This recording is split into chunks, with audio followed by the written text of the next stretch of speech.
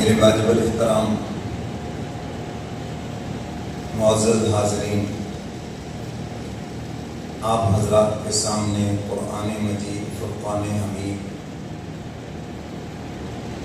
کلام الہی میں سے ایک آیت کریمہ کا ایک حصہ تلاوت کیا ہے۔ دعا فرمائیں کہ اللہ رب العزت مجھے شرح صدر کے ساتھ بیان کرنے کی اور ہم سب کو قرآن و سنت پہ عمل کی توفیق عطا فرمائے۔ اللہ تعالیٰ نے اس آیت مبارکہ میں ایک قانون کو بیان فرمایا ہے۔ اب تعالیٰ فرماتے ہیں ہم متقین کے اعمال کو قبول فرماتے ہیں۔ متقی کون ہے؟ جو گناہوں سے بچتا ہے۔ ہمارے ہاں جو آدمی نماز پڑھے لوگ کہتے بڑا متقی پرہیزگار ہے۔ نہ وہ متقی ہے نہ وہ پرہیزگار ہے۔ پرہیزگار اس کو کہتے جو پرہیز کرے۔ اور کس سے پرہیز کرے؟ گناہوں سے۔ اگر وہ گناہوں سے پرہیز ہی نہیں کرتا تو متقی کہاں سے ہوا؟ نماز پڑھنے والا نمازی ہے، حج کرنے والا حاجی ہے، قرآن یاد کرنے والا حافظ ہے، لیکن فرمایا متقی پرہیزگار وہ ہے جو گناہوں سے بچتا ہے۔ میرے محترم سامعین، 100% گناہوں سے بچنا انسانی فطرت میں بظاہر بڑا مشکل نظر آتا ہے، لیکن انسان جب کوشش شروع کر دیتا ہے گناہوں سے بچنے کی تو اللہ تعالیٰ پھر اس کا نام متقیوں کی لسٹ میں درج فرما دیتے ہیں۔ حضرت شاہ حکیم اختر صاحب نبر اللہ مرقدہ، حضرت نے مثال دے کر بات سمجھائی۔ فرمایا املی کا پودا چھوٹا سا جب اگتا ہے نا، اس کا بیج آج کل اکثر اگ جاتے ہیں، تو آپ اس کا، حالانکہ املی کا جو پھل ہے یہ 6 سال کے بعد آتا ہے، لیکن فرمایا اس کا چھوٹا سا پودا اور اس کا ایک پتا توڑ کر منہ میں چبائیں تو آپ کو املی کا ذائقہ آئے گا۔ تو آپ کہیں گے یہ املی کا پودا ہے، اس کے اوپر کسی نہ کسی دن پھل ضرور لگے گا۔ تو فرمایا جو گناہوں سے بچنا شروع ہو جاتا ہے اس کے اندر تقویٰ کا ذائقہ شروع ہو جاتا ہے، اور ایک نہ ایک دن اس کے اوپر پھل ضرور لگے گا، اور اللہ تعالیٰ اس کو قیامت کے دن متقین کی صفوں میں اٹھائیں گے۔ چلو آگے لائن میں نہ سے پیچھے سے، لیکن شرط یہ ہے کہ گناہوں سے بچنا شروع ہو جائے۔ آج ہم گناہوں سے نہیں بچتے۔ آج ہم نے بزرگی نام رکھ لیا ہے، تسبیح کا، پگڑی کا، ٹوپی کا، وظیفوں کا۔ ان چیزوں کا اس سے کیا تعلق ہے؟ اس کا بزرگی سے کیا تعلق ہے؟ حکیم الامت مجدد ملت حضرت مولانا اشرف علی تھانوی رحمۃ اللہ علیہ فرماتے ہیں اگر کسی کی بزرگی دیکھنی ہو تو یہ دیکھو وہ گناہوں سے کتنا بچتا ہے۔ فرمایا اگر وہ گناہوں سے نہیں بچتا وہ کچھ بھی نہیں ہے، چاہے وہ ساری رات ایک ٹانگ پہ کیوں نہ کھڑا رہے، سارا دن نوافل کیوں نہ پڑھتا رہے، اگر وہ گناہوں سے نہیں بچتا، اور اگر وہ گناہوں سے بچتا ہے تو فرمایا وہ متقی ہے، پرہیزگار ہے۔ اور حضرت پگڑی کو تو فرمایا کرتے تھے جب بھی پگڑی لینی ہو نا، حضرت بیان کی پگڑی لیتے تھے، عام حالات میں ٹوپی رکھتے تھے، پگڑی نہیں فرماتے تھے، فرمایا میرا جال لے کر آؤ۔ جو جال ہم سر پہ رکھ کر لوگوں کو اپنی بزرگی میں پھنساتے ہیں وہ جال لے کر آؤ ہمارا۔ سمجھے وہ بات کہ نہیں؟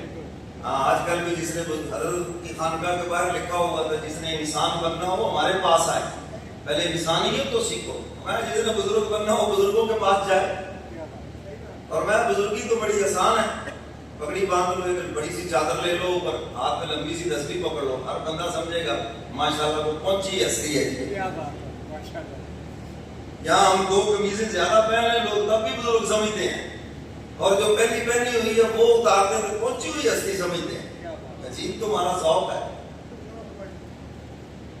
پہنچی ہوئی سرکار ہے، کیا دلیل کیا ہے؟ اگر پیچھا دیکھو یہ ہو تسی نہ دیکھی دیکھنا ہے، سب کچھ تو ننگ دڑنگ ہے۔ میرے محترم سامعین، یہ بزرگی کا معیار نہیں ہے. بزرگی کا معیار تقویٰ ہے، خوف خدا ہے، اللہ کی نافرمانی سے بچنا ہے. اور جو جتنا اللہ کی نافرمانی سے بچتا ہے وہ اتنا ہی بڑا ولی اللہ ہے، متقی ہے اور پرہیزگار ہے. تو میرے محترم سامعین، دو لفظ ہیں، ایک قابلیت ہے، ایک قبولیت ہے. قابلیت والے تو دنیا میں بڑے آئے، بڑے بڑے نام ہیں ان کے، بڑے قابل ہیں وہ، لیکن خدا کے دربار سے ریجیکٹ ہیں، مردود ہیں. ایک عورت کو سنوارا جا رہا ہے.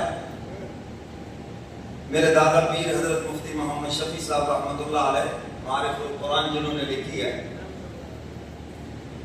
حضرت شیخ مفتی تقی عثمانی دامت برکاتہم العالیہ کے والد محترم فرماتے تھے کہ ہمارے ابا جان یہ فرمایا کرتے تھے، سہاگن وہ جسے پیا چاہے، دلہن تو وہ ہے جسے دلہا پسند کر لے. ایک دلہن سنواری جا رہی ہے اور اس کی سہیلیاں اس کی تعریفیں کر رہی ہیں، تیرے بال خوبصورت، پلکیں خوبصورت، میک اپ بہت اچھا، کپڑے بہت اچھے، سیٹنگ بہت اچھی، بہت پیاری لگ رہی ہو. وہ بیٹھی اب افسردہ. ارے تیری اتنی تعریفیں ہو رہی ہیں تو خوشی نہیں ہو رہی؟ اس نے کہا خوشی تب ہوگی مجھے جس کے لیے سنوارا جا رہا ہے وہ مجھے پسند کر لے. اگر وہی ریجیکٹ کر دے تو پھر تمہاری تعریفیں کس کام کی؟ یہ بننا سنورنا کس کام کا اگر اس نے ہی پسند نہ کیا تو؟ میرے ملنے والے فرماتے ہیں کہ 5 بہنیں ہیں، ایک خوبصورت خوبرو پڑھی لکھی اور 4 بہنیں پڑھی بھی نہیں ہیں، کالی کلوٹی ہیں. چاروں اپنے گھر میں خوش ہیں اور جو اتنی صلاحیتوں والی ہے 2 مرتبہ طلاق ہو گئی. تو میرے حضرت فرمایا، میرے دادا پیر فرماتے ہیں، سہاگن وہ جسے پیا چاہے، دلہن تو وہی ہے جس کو دلہا پسند کر لے، اور بندہ بھی وہی ہے جس کو پروردگار پسند کر لے. لوگوں کی تعریفیں کس کام کی؟ کیا کہیں لوگ، واہ باجی، حضرت صاحب، نمازی صاحب، مولانا صاحب، علامہ فلاما پجامہ، اور جناب بڑے متقی، پگڑی داڑھی فلاں، کیا اس کا کچھ بھی نہیں اگر وہاں جا کر ریجیکٹ ہو گئے. تو میرے محترم سامعین، اس کی فکر ہر ایک کو ہونی چاہیے. اور حق تعالیٰ فرماتے ہیں، میں متقین کے عمل کو میں ریجیکٹ نہیں کرتا، میں چھوٹا بھی عمل ہو اس کو قبول کر لیتا ہوں. سیدنا علی مرتضیٰ رضی اللہ تعالیٰ عنہ فرماتے ہیں، فرمایا جو عمل چھوٹا بھی ہو جب خدا کے دربار میں قبول ہو گیا پھر وہ چھوٹا نہیں رہا، بہت بڑا ہو گیا. تو میرے محترم سامعین، قابلیت والے تو بہت ہے. چلیے شیطان کو دیکھیں، اس سے بڑا بھی قابل ہے کوئی نہیں. ہر ایک کو ہر ایک کے روپ میں گمراہ کرتا ہے یا نہیں کرتا؟ مولوی کو مولوی کے روپ میں گمراہ کرتا ہے. حالانکہ مولوی کہتا ہے میں بڑا علم والا ہوں، بڑا علامہ ہوں، میں یہ ہوں. دیکھو کیسے گمراہ کرتا ہے، بجائے ہدایت پھیلنے کے گمراہی پھیل رہی ہے اس سے. ڈاکٹر کو ڈاکٹر کے روپ میں گمراہ کرتا ہے، پڑھا لکھا کے ڈاکٹر کو اس کی سیٹ پہ ڈاکو بنا کے بٹھا دیتا ہے. چل اب تو نے کسی کی پرواہ نہیں کرنی. دیندار کو دیندار کے روپ میں گمراہ کرتا ہے. ایسی صلاحیت والا ہر ایک کو ہر ایک کے روپ میں گمراہ کر دیتا ہے. اور میرے محترم سامعین، جب اس کو حکم ہوا، یہ مردود کیسے ہوا؟ حکم ہوا کہ آدم کو سجدہ کرو. فرشتوں کا سردار ہے، دنیا کے چپے چپے پہ عبادت کی ہے. اور یاد رکھو، خالی عبادت سے نفس نہیں مرتا، بلکہ عبادت کرنے سے بھی کبھی کبھی تکبر آ جاتا ہے. حضرت شیخ سعدی رحمۃ اللہ علیہ اپنے بیٹے کو لے کر تہجد کی نماز پڑھنے کے لیے مسجد میں آئے. نماز سے فارغ ہوئے تو بیٹا کہنے لگا، ابا جان ہم کتنے اچھے ہیں، تہجد پڑھ رہے ہیں، اور لوگ کتنے برے ہیں، وہ سوئے ہوئے ہیں. فرمانے لگے، بیٹا تو نے عبادت کر کے تہجد پڑھ کے وہ ثواب نہیں کمایا جو لوگوں کی برائی کر کے تو نے گناہ کما لیا. اس تہجد سے بہتر تھا کہ تو سویا رہتا، کم از کم لوگوں کی برائی تو تیرے دل میں نہ آتی. یہ شیطانی بیماری ہے، اور شیطان نے بڑوں بڑوں کو یہاں لا کے برباد کر دیا. اب تو کوئی چیز بن گیا ہے. 4 نفلیں پڑھ لیں، ہے، تھوڑا سا صدقہ کر لیا، اب وہ اپنے آپ کو پتہ نہیں کبھی آسمان کی طرف دیکھتا ہے کہ فرشتے آ رہے ہیں جناب۔ ہمارے پاس بھی ایسے نمونے بڑے آتے ہیں کہ حضرت جی بڑی عبادت کی، رات کو بڑی لائٹیں نظر آتی ہیں۔ میں نے کہا تمہارا دماغ خراب ہو رہا ہے، جا کر کوئی مجنون کھاؤ کسی حکیم سے جا کر۔ تو میرے محترم سامعین، تھوڑی سی عبادت کر کے ہم اپنے سے باہر ہو گئے، پتہ نہیں ہم نے کیا کر لیا۔ وہ اپنے آپ کو شب بیدار سمجھنے لگا، کوئی اپنے آپ کو بزرگ سمجھنے لگا، کوئی اپنے آپ کو کیا کچھ سمجھنے لگا۔ حکیم الامت حضرت مولانا اشرف علی تھانوی رحمۃ اللہ علیہ فرماتے ہیں کہ سب سے مشکل کام ہے اپنی صلاحیتوں کی نفی کرنا۔ فرمایا یہیں سے تو تکبر کی جڑ کٹے گی۔ میں کچھ نہیں ہوں، اگر کوئی عبادت ہے، کوئی عمل ہے تو یہ اللہ کا فضل و کرم ہے، میرا کوئی کمال نہیں ہے، یہ اسی کا فضل و کرم ہے۔ اور میں جب انسان یہ سمجھتا ہے میں تو بہتر ہوں، لوگوں سے بہتر ہوں، فلاں سے بہتر ہوں، عبادت میں یوں ہوں، ولی اللہ ہوں، لوگ برے ہیں میں اچھا ہوں، یہ مجالس میں باتیں ہوتی ہیں، سارے لوگ برے ہیں پھر میں نے اچھا کیا، سب نے غلط کیا میں نے ٹھیک کیا۔ اور میں یہ بیماری ہے تکبر کی جو لگ گئی ہمیں۔ تو شیخ ساتھی بھی اس کی نفی کر رہے ہیں، بیٹا اس سے بہتر تھا تو سو جاتا، 2 نفل پڑھ کے اپنے آپ کو لوگوں سے بہتر سمجھ رہا ہے اور سارے لوگوں کو برا سمجھ رہا ہے۔ تو نے تو 2 نفل پڑھے ہیں، پتہ نہیں وہ کون کون سے نیک عمل کر کے سوئے ہیں جن پر خدا نے ان کی جنت کا فیصلہ کر دیا۔ تو شیطان کی یہ بیماری ہے، سجدہ کرو، کہنے لگا جی میں تو بہتر ہوں، میں تو اس سے اعلیٰ ہوں، میں آگ سے بنا ہوں، آگ اوپر کو بلند ہوتی ہے، آدم علیہ السلام تو مٹی سے بنے، مٹی پاؤں کے نیچے روندی جاتی ہے، حکم تو آدم کو دینا چاہیے تو وہ مجھے سجدہ کرتے۔ حکیم الامت حضرت مولانا اشرف علی تھانوی رحمۃ اللہ علیہ فرماتے ہیں بدبخت کے اندر 3 عینیں تھی، کاش کہ 4تھی عین ہوتی۔ عابد تھا، عابد والی عین تھی، دنیا کے چپے چپے پہ عبادت کی ہے، اور فرمایا کہ عالم بھی ہے جی، جانتا ہے، عارف بھی ہے، پہچان بھی رکھتا ہے، اللہ کا غصب کے اندر بھی مہلت مانگ لی، خدا نے دے دی اس کو۔ فرمایا یہ عینیں تو ہیں، کاش عاشق والی عین بھی ہوتی، وہ خدا کا عاشق ہوتا، خدا کے حکم پہ مر مٹتا۔ آج ہمارے اندر بھی اس عین کی کمی ہے، ہم اللہ کے عاشق ہوتے تو اپنی نمازوں کا احسان نہ کسی پہ جتاتے، اپنی عبادتیں لوگوں میں بیٹھ کر نہ بیان کرتے تھے، اتنی دیر سے تہجد پڑھ رہا ہوں، ہمارے اوپر کو احسان کیا ہے، جمعہ پڑھ رہا ہوں، نمازیں پڑھ رہا ہوں، حج کیا ہے، تبلیغ میں وقت لگا ہے، جہاد کیا ہے، مدارس کو چندہ دے رہے ہیں، ہمارے اوپر کو احسان کیا ہے، عبادت کی ہے خدا کو راضی کرنے کے لیے۔ ظالموں اس کا شکر ادا کرو کہ اس نے تمہیں توفیق عطا فرمائی۔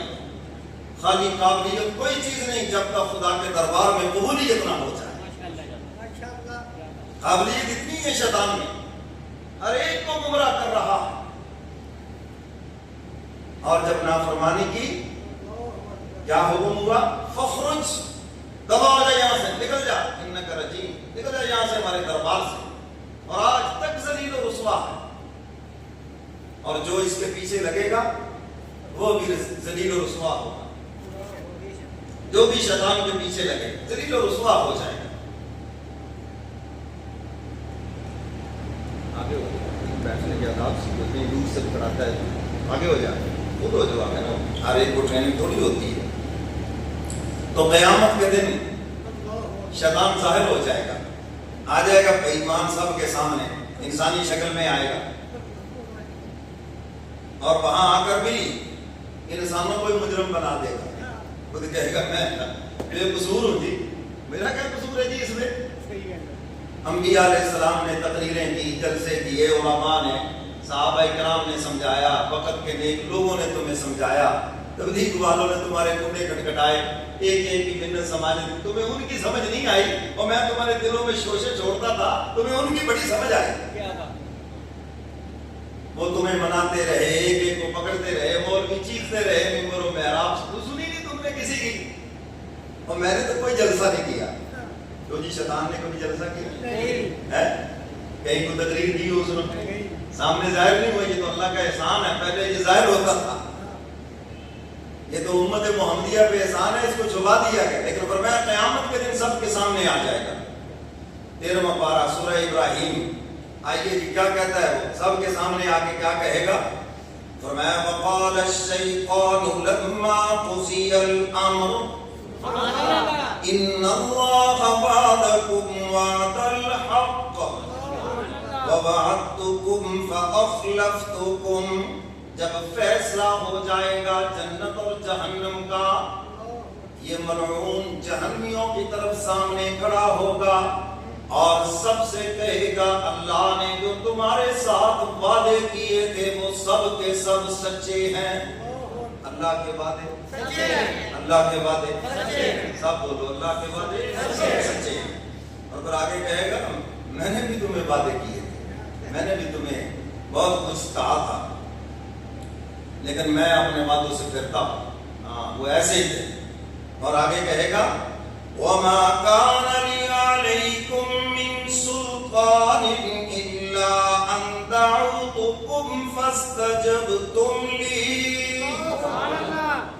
کہے گا میرے پاس تو کوئی دلیل بھی نہیں تھی، کوئی دلیل نہیں تھی میرے پاس، میں تو صرف تمہیں دعوت دیتا تھا گناہ کی، تمہارے دلوں میں صرف گناہ کا شوشہ چھوڑتا تھا، میں تو یہ کہتا تھا شراب پی لو مزہ آئے گا، زنا کر لو مزہ آئے گا، جھوٹ بولو کاروبار خوب چلے گا، ملاوٹ کرو غلط بیانی کرو خوب پرافٹ ہوگا، 2 نمبری کرو بڑا پرافٹ ہوگا، صرف شوشے چھوڑتا تھا میں دل میں۔ فاستجبتم لی، تم نے میرے شوشوں کو قبول کر لیا، انبیاء علیہ السلام کی دعوت کو ٹھکرا دیا، حضرات صحابہ کرام کی دعوت کو ٹھکرا دیا، وقت کے علماء صلحاء تمہیں بلاتے رہے اللہ کی طرف، تم نے ان کو ٹھکرا دیا اور میرے ان شوشوں کو تم نے قبول کر لیا۔ فاستجبتم لی، قبول کر لیا تم نے، اور دلیل بھی کوئی نہیں تھی۔ اور آگے کیا کہے گا؟ فلا تلومونی ولوموا انفسکم، اب تم مجھے برا نہ کہو بلکہ اپنے آپ کو برے کہو نا، تم برے تھے اور برائی کے شوشوں کو تم نے قبول کر لیا، برائی کے مشوروں کو تم نے قبول کر لیا، تم خود ہی برے ہو، میں تھوڑی برا ہوں۔ اور آگے کہے گا ما انا بمصرخکم وما انتم بمصرخی، اب کہے گا کہ خدا کے دربار میں نہ تم میرے لیے فریاد کر سکتے ہو نہ میں تمہارے لیے فریاد کر سکتا ہوں۔ انی کفرت بما اشرکتمون من قبل، اور کہے گا جو کچھ بھی تم نے اللہ کے ساتھ شریک ٹھہرایا، جو بھی تم نے گناہ کیے میں سب کا انکار کرتا ہوں، میں نے نہیں کیے، سب کا انکار تم نے کیے۔ فرمایا ان الظالمین لهم عذاب علیم، اللہ کا عذاب بڑا دردناک ہے، اللہ ہم سب کو اس سے محفوظ کرے۔ تو میرے محترم سامعین، شیطان کی قابلیت دیکھو، ہر ایک کو گمراہ کر رہا ہے لیکن ہے مردود، خدا کے دربار سے رجیم ہے، مردود ہے ہمیشہ کے لیے۔ تو ایسی قابلیت کا کیا کرنا بھائی؟ آپ کہیں گے کہ وہ تو شیطان تھا، اچھا ابو جہل کو دیکھو کیسی قابلیت ہے، ابو الحکم اس کا لقب ہے، لوگ اپنے مقدمات سے فیصلے کرواتے ہیں، مقدمات کے فیصلے کرواتے ہیں، مگر کیا فائدہ اس قابلیت کا؟ حضور علیہ السلام نے فرمایا ابو الحکم اس کا لقب نہیں سجتا، فرمایا یہ ابو جہل ہے، جہلوں کا باپ ہے۔ اب دیکھ لو اس کا نام ابو جہل مشہور ہو گیا، عمر بن ہشام اس کا نام ہے، لیکن حضور نے ابو جہل فرمایا تو ابو جہل ہی ہو گیا۔ تو ایسی قابلیت کو کیا کرنا؟ آپ دیکھتے ہیں ہر محلے میں، ہر گلی میں، ہر گاؤں میں کچھ لوگ بڑے قابل ہوتے ہیں، بڑی صلاحیتوں والے ہوتے ہیں، مقدمات کے فیصلے کراتے ہیں، لوگوں کے معاملات نپٹاتے ہیں، لیکن آخرت کے مقابلے میں زیرو ہیں۔ ایسی قابلیت کا کیا فائدہ؟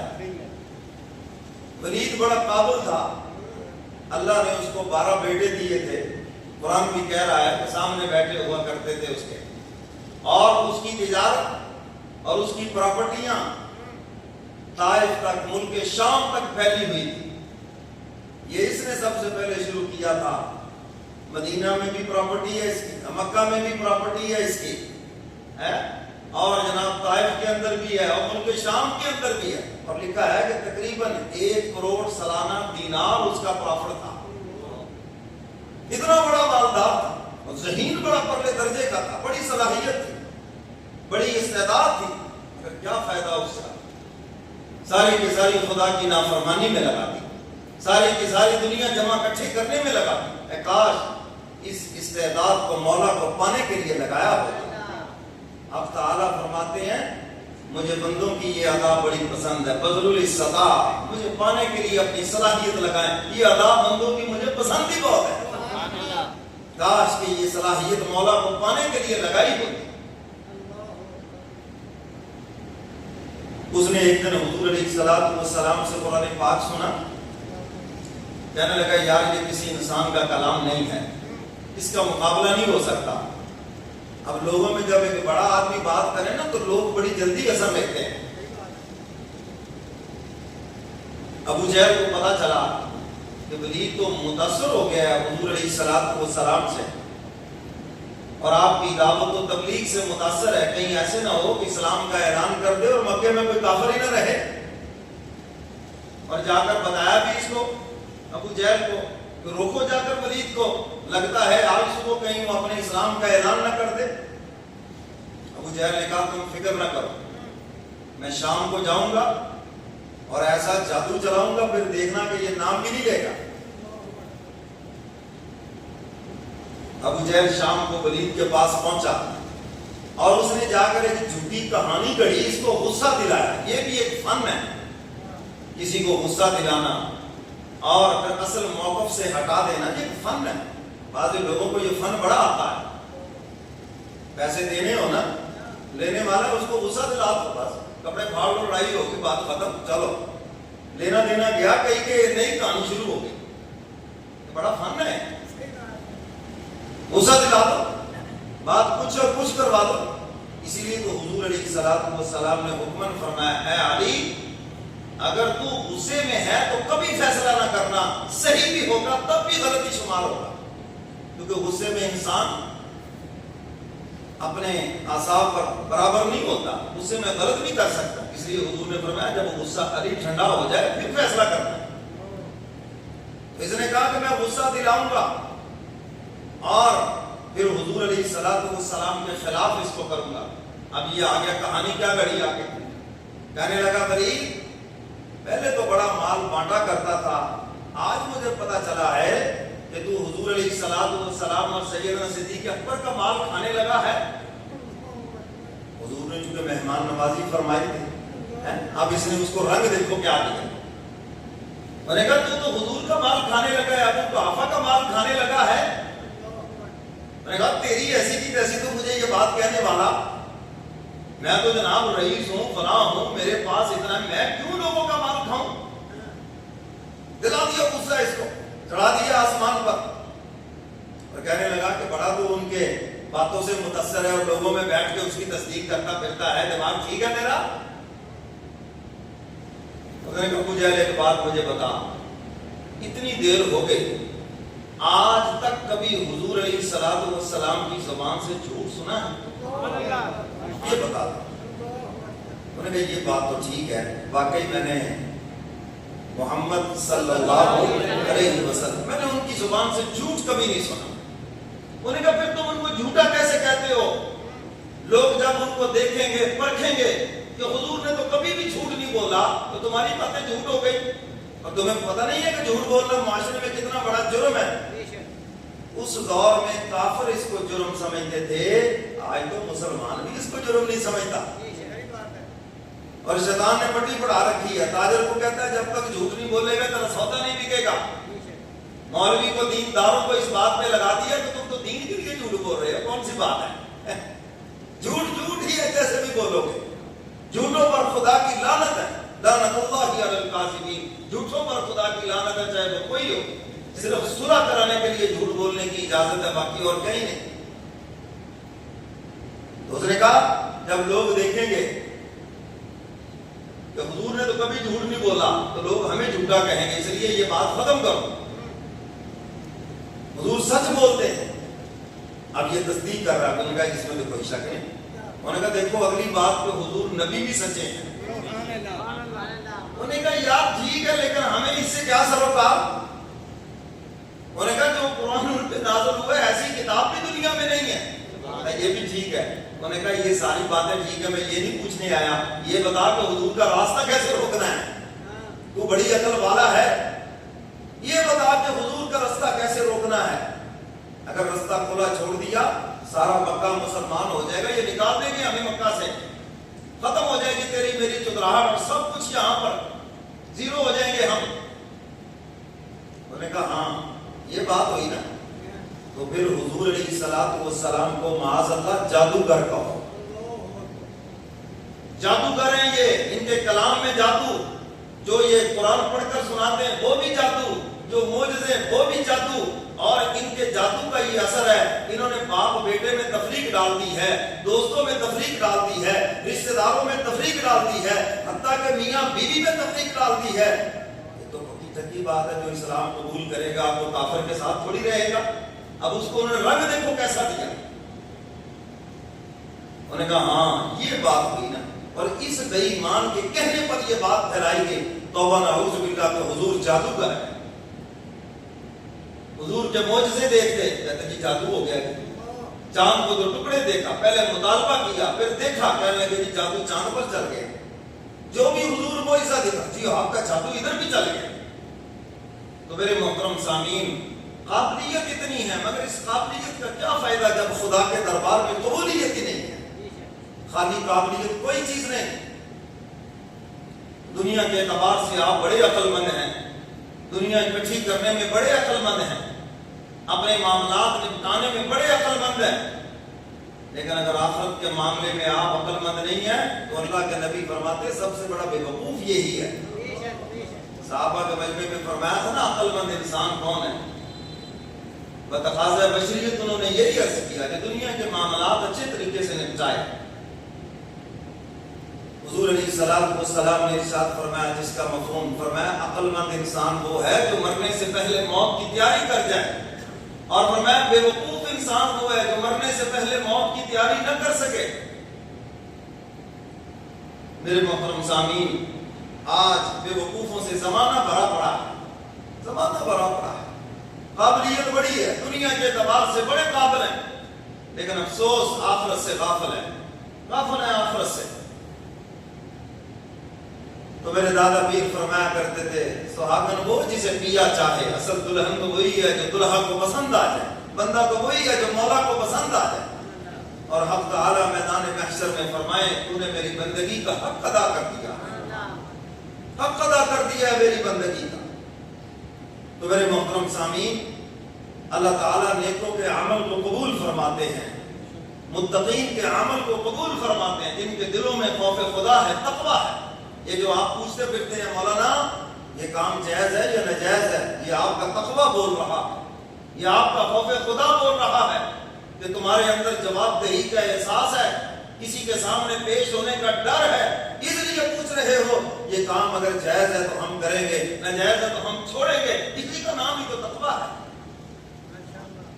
تقویٰ کی مٹھاس، تقویٰ کا ذائقہ آ گیا جس دن آپ نے گناہوں سے بچنا شروع کر دیا، جس دن آپ گناہوں سے بچنا شروع ہو گئے۔ یار جھوٹ میں تو بربادی ہے، آپ بچنا شروع ہو گئے، جھوٹ بولنے سے بچنا شروع ہو گئے، جھوٹ سننے سے بچنا شروع ہو گئے، بد نظری سے بچنا شروع ہو گئے، غیر محرم پہ نظر نہیں ڈالنی، بچنا شروع کر دیا۔ اب متقی ہیں آپ، اپنے کانوں کو موسیقی سے بچانا شروع کر دیا، اپنے آپ کو گناہوں سے بچانا شروع کر دیا۔ میرے محترم سامعین، آپ کا نام متقین کی لسٹ میں درج تو ہو چکا ہے، اور یہ اللہ تعالیٰ کا احسان ہے، جس کو اپنا بنا لیتے ہیں نا، ہاں پھر اس کو بھاگنے نہیں دیتے، پھر اس کو دامن رحمت سے جڑا رکھتے ہیں، وہ بھاگ بھی جائے تو پھر کھینچ لیتے ہیں، اس کو پھر لے آتے ہیں۔ اس لیے میرے مرشد فرمایا کرتے تھے ایک مرتبہ ذرا محنت کر کے اپنے آپ کو قبول کروا، گناہ چھوڑ کر، اللہ کی نافرمانی چھوڑ کر۔ تو میرے محترم سامعین، یہ تو بات آ گئی قابلیت کی، بڑے بڑے قابلیت والے، کس کی بات کریں؟ نمرود کو دیکھو، فرعون کو دیکھو، پوری دنیا کے بادشاہ ہیں، حمان کو دیکھو، دنیا کے خزانوں کے مالک ہیں، بڑی قابلیتوں والے ہیں، بڑی صلاحیت استعداد والے ہیں، خاندان والے ہیں، حکومت والے ہیں، بڑی قابلیت والے ہیں بظاہر، مگر خدا کے دربار سے مردود ہیں، ریجیکٹ ہیں، جن کی جہنم کا بھی اعلان ہو چکا ہے۔ اور جو قبولیت والے ہیں، سبحان اللہ، ہم سب کو ان میں داخل فرمائے۔ حضرت ابراہیم علیہ السلام جب بیت اللہ کی تعمیر فرمائی تو کیا دعا کرتے ہیں؟ فرمایا ربنا تقبل منا انک انت السمیع العلیم۔ اے الہ العالمین، تیرا گھر بنا دیا ہے، اب آپ اس کو قبول فرما لیں۔ یہ متقین کی شان، عبادت کر کے ناز نہیں کرتے بلکہ آوازاری کرتے ہیں، مولا جس طرح عمل کی توفیق عطا فرمائی ہے، شان رحمت سے اس کو قبول فرما لیں۔ یہ ہے خدا کے پیاروں کی شان۔ اگر خون نہیں کرتے، میں نمازی ہوں جی، میں تہجد گزار ہوں جی، میں نے 15 حج کر لیے ہیں جی، 150 عمرہ کر لیا ہے جی، مولوی صاحب میں نے 1000 طواف کیے۔ ایک دن ایک صاحب آ گئے، کہنے لگے جی میں نے جناب اتنی صورتیں جو ہیں نہر میں ایک پاؤں پہ کھڑے ہو کے پڑھی ہیں۔ میں نے کہا الٹے ہو کے پڑھ لیتے تو کوئی فرق نہیں پڑنا تھا۔ اچھی بات کرتے ہو یار، یہ بتاؤ کہ گناہوں سے کتنا بچتے ہو، یہ بتاؤ کہ بدنظری سے کتنا بچتے ہو، جو آج کے دور میں ایٹمی گناہ ہے جس میں بڑے بڑے دیندار بھی پھنسے ہوئے ہیں۔ اور جو بدنظری کرتا ہے، یاد رکھو ان کے چہروں پہ کبھی بھی عبادت کا نور نہیں آئے گا۔ عبادات کا نور بدنظری سے ظاہر ہو جائے گا۔ نمازیں پڑھتے ہیں، دیندار ہیں، مگر چہرے پہ نورانیت نظر نہیں آتی۔ کیوں؟ گناہوں سے نہیں بچتے، بدنظری سے نہیں بچتے۔ کوئی ٹی وی کے آگے بیٹھا ہے، کوئی کیبل کے آگے بیٹھا ہے، کوئی انٹرنیٹ چلا کے بیٹھا ہے، کوئی فیس بک پہ بیٹھا ہے، کوئی سوشل میڈیا پہ بیٹھا ہے، کوئی یوٹیوب پہ بیٹھا ہے، کوئی اخباروں سے تصویریں دیکھ رہا ہے، کوئی رات گزرتے فوٹو سے عورتوں کی تصویریں دیکھ رہا ہے، تو بدنظری کے راستے عبادتوں کا نور تو نکل گیا۔ دھول ہے، خالی خوشبو نہیں ہے اس کے اندر، یہ صورتحال ہے۔ صحابہ کو 50 نمازیں تھوڑی پڑھتے تھے، 5 ہی پڑھتے تھے بھائی، ان کے دلوں میں عبادات کا نور تھا۔ آج ہمارے دلوں میں وہ عبادات کا نور نہیں، وہ کیفیات نہیں۔ اس کی وجہ کیا ہے کہ ہم نے اس کو محفوظ نہیں کیا۔ تو میرے محترم سامعین، ابراہیم علیہ السلام دعا مانگ رہے، مولا میں نے یہ عمل کیا ہے، شان رحمت سے قبول فرما دیجیے۔ اور ہمیں بھی یہ حکم ہے، عبادت کر کے تکبر نہیں کرنا، استغفار کرنا ہے۔ ام المومنین عائشہ صدیقہ رضی اللہ تعالیٰ عنہ فرماتی ہیں، حضور علیہ السلام نے نماز سے سلام پھیرا، بلند آواز سے پڑھا استغفر اللہ استغفر اللہ استغفر اللہ ربی من کل ذنب واتوب الیہ۔ استغفار 3 ہے قرآن کریم سے، رب اغفر ورحم وانت خیر الراحمین، اور دوسرا استغفار حدیث مبارکہ سے، استغفر اللہ الذی لا الہ الا هو الحی القیوم واتوب الیہ، یا اسی طرح استغفر اللہ ربی من کل ذنب واتوب الیہ۔ تو اماں جان نے عرض کیا، اللہ کے محبوب آپ استغفار کر رہے ہیں، آپ نے کوئی گناہ تھوڑی کیا، آپ نے تو عبادت کی ہے، آپ نے تو نماز پڑھی ہے۔ حضور علیہ السلام نے فرمایا، بنت صدیق کیا اللہ کی عبادت کا حق ادا ہو گیا ہے؟ یہ تعلیم ہے میرے اور آپ کے لیے، امت کے لیے تعلیم ہے کہ جب عبادت کرو تو بعد میں کیا کرو؟ بولو بھی، کیا کرو؟ استغفار کرو، کیونکہ اس کا حق ادا نہیں ہوا۔ جو سجدے حضور کر گئے، میں اور آپ کہاں کر سکتے؟ جو سجدے حضور کے نواسے کربلا کی دھرتی پہ کر گئے، ہم وہ کہاں کر سکتے ہیں؟ کہاں ہماری عبادات میں نور؟ یہ تو ان کی شان کریمی ہے، یہ تو ان کا فضل و کرم ہے کہ پھر انہوں نے ہم کو توفیق عطا فرما رکھی ہے۔ حضرت تھانوی رحمۃ اللہ علیہ فرماتے ہیں، میں نے ایک ملازم رکھا پنکھا جھیلنے کے لیے۔ اب وہ میری طرف دیکھو، حضرت فرماتے ہیں پنکھا جھیل رہا ہے، کبھی میری پگڑی زمین کے اوپر، کبھی جناب میرے اس کان پہ لگا، کبھی میرے اس بازو پہ لگا، میں ادھر سے سیدھا ہوتا ہوں تو وہ ادھر سے ٹھک لگاتا ہے۔ میں وہ سمجھ رہا ہے کہ میں بڑی حضرت کی خدمت کر رہا ہوں، بڑا میں نے جناب پنکھا جھیلا ہے۔ میں نے کہا چلو غریب آدمی ہے بیچارہ، کوئی نہ کوئی مزدوری دے دے، میں نے رحم کر کے یہ کر دیا، اور اس نے یہ سمجھا کہ میں نے بڑا کمال کیا ہے۔ فرمایا ہماری عبادات کا بھی یہی حال ہے. کیوں جی؟ نماز پڑھ کے ہٹے ان سے پوچھ لے ہاں جی حاجی صاحب کون سی سورت پڑھی تھی؟ مولوی صاحب نے فجر کی نماز پڑھی تھی سورت کوئی میں نہیں پتا. کیوں جی؟ نماز پڑھ کے ہٹے ہیں کون سی سورت کیا کوئی پتہ نہیں. اور کہیں اگر جھگڑا ہو جائے رکھتے دو ہوئی ہیں میں کہتا ہوں پوری مسجد متفق الا ماشاءاللہ ہی ہوگی. آدھی کہے گی 3 ہوگی آدھی کہے گی 4 ہو گئی ہیں. کیوں جی؟ یہ تو ہماری حالت زار ہے. ہم مشینی نماز پڑھتے بٹن دبایا اللہ اکبر السلام علیکم ورحمۃ اللہ وہ باہر نکل گئے بس. بیچ میں کیا ہوا کچھ پتہ نہیں کہاں کھڑے ہیں کیا. یعنی حاضری ہے اور اندر کی حضوری نہیں ہے. اور جب تک اندر کی حضوری نہ ہوگی ایک لمحے کے لیے بھی اگر حضوری ہو گئی, حضوری کا مطلب آپ کو یہ احساس ہو گیا خدا کے دربار میں اور نماز میں کھڑا ہو تو حاضری کے ساتھ ساتھ تمہاری حضوری بھی ہو گئی. حدیث مبارکہ کا مفہوم ہے نماز میں کھڑے ہو کر بندہ جب ادھر ادھر دھیان کرتا ہے اللہ کی رحمت مبارک کہتی ہے بندے میں تیری طرف متوجہ ہوں تو کدھر ہے تو کدھر ہے. تو میرے محترم سامعین یہ ہماری حالت زار ہے. یہ تو ان کا فضل و کرم ہے کہ اس کے باوجود ہمیں توفیق عطا فرمائی تو ہم سمجھتے ہیں یہ ہمارا کمال ہے. ہمارا کمال نہیں, یہ ان کا فضل و کرم ہے, یہ ان کی مہربانی ہے. آپ کو اطراف و اکنام دنیا کی مصروفیات سے نکال کر اپنے گھر میں جمعہ کے لیے جمع کر دیا. ورنہ کتنے عقلوں والے, کتنے اپنے آپ کو اسلام کا تھم سمجھنے والے, کتنے جناب سمجھتے ہمارے بغیر سسٹم نہیں چل سکتا. خدا نے ان کو نماز کی توفیق نہیں دی. اس لیے جس میں اس کا فضل و کرم ہے وہی اس کے گھر میں آئے گا.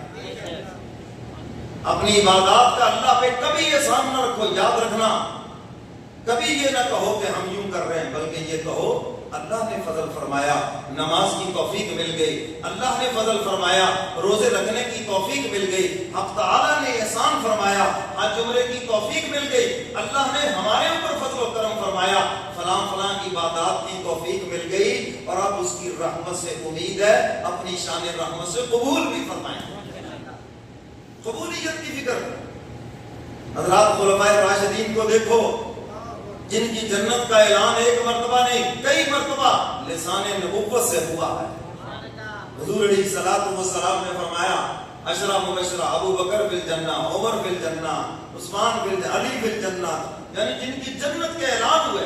اور سیدنا عثمان غنی کے متعلق فرما رہے ہیں فرمایا اگر کسی نے زمین پہ چلتا پھرتا جنتی دیکھنا ہو میرے عثمان کو دیکھو. سیدنا صدیق اکبر کے متعلق فرمایا جا رہا ہے سب سے پہلے یہ جنت میں جانے والا. حضور نے جب فرمایا نا کچھ خوش نصیب وہ بھی ہوں گے جن کو جنت کے تمام دروازے آواز دیں گے ہمارے اندر سے گزر جاؤ. سیدنا صدیق اکبر عرض کرتے اللہ کے محبوب ایسا خوش نصیب کون ہے؟ حضور فرماتے میری امت کا پہلا تو ہے.